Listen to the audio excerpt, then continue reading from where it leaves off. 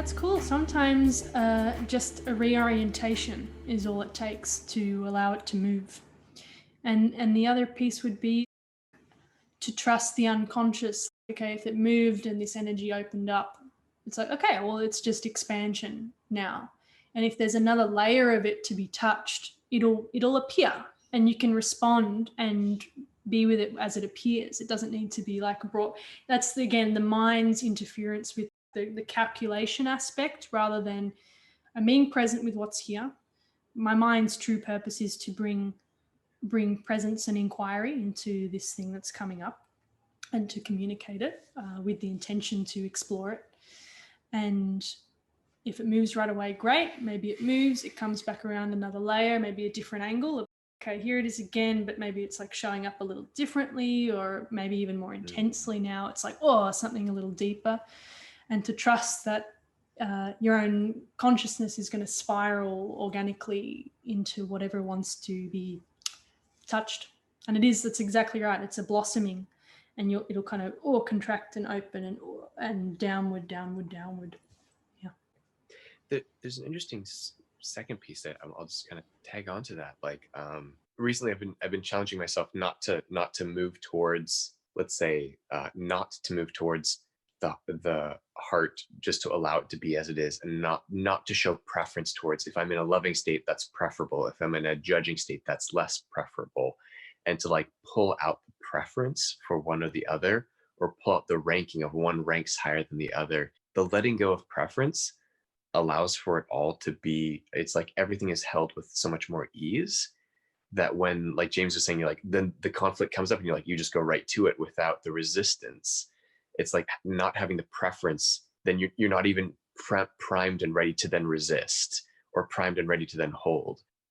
I don't know, like there's less room for the personality to take hold and be like, now I'm going to spiral into this pattern, that now I'm stuck in this spiral, and you're going to come with me and we're going to argue around, only to end up right back at the beginning. It's like it stops that whole process from happening.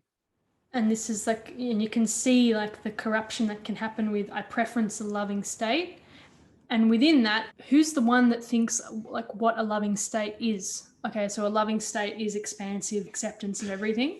This is such a thing. Where actually, I mean, if you think, and I always bring it back to like the way that you can see this most practically, and I always think of parents and children. Sometimes the most loving act towards the child doesn't feel like it's loving and expansive. Sometimes it's bringing in clarity, or being like, Andrea, I like that one. And that if you were to be a parent that's running this idea or preference of light loving consciousness all the time, then you actually end up abusing the children, because you're enforcing like an idea of love, which love's not always about being expansive and inclusive. Love is sometimes about bringing the sword. And there are times when we're in conflict and it's like, fuck you, I don't want to talk to you right now. And that's the most loving, honest thing of the moment.